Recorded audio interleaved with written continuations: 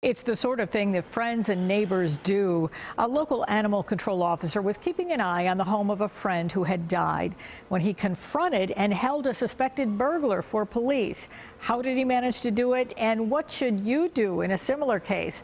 Lou Raguse talks with the Good Samaritan. Jerry Schuler is a humble, soft-spoken animal control officer in the town of Clarence. When his friend died, he worried the empty house would be a target for burglars. It's not only been Clarence. I mean, it seems like all of Erie County in the last few years, there's burglaries everywhere.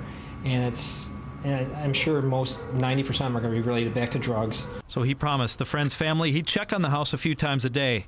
Friday evening, he picked just the right time. Jerry's assistant gave him a ride home for the night. They drove past the house. They saw a car where it didn't belong. So they boxed it in with their vehicle, and Jerry went inside to investigate.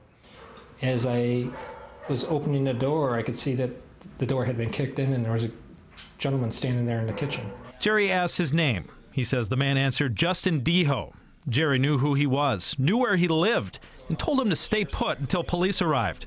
And he listened. State police shared the motive. He did have a drug addiction. A lot of times the drug use leads to other crimes, especially burglaries. They are extremely thankful for what Jerry did, but he was wearing a uniform with a badge and carried a gun, although he never pulled it. If someone else encounters a similar situation, state police don't recommend confronting the burglar. They say get a license plate number, a description if possible, and call police.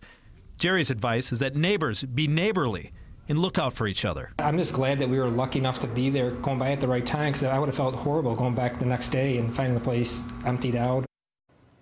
And Justin Deho is charged with burglary and possession of burglary tools. He'll be back in court on Monday. We were talking about this. I think it is amazing that he confronts an intruder, a strange man, and never pulls his gun. He was wearing a gun. Yeah, he's a trained peace officer, so he is allowed to do that. But even the investigator told me that trained officers have so much adrenaline going in that it's really remarkable that Jerry was calm enough to handle the situation without pulling the gun and pointing it at the burglar, because, you know, things could have turned out even worse. Sure. They never needed it, though. Thank Absolutely. you.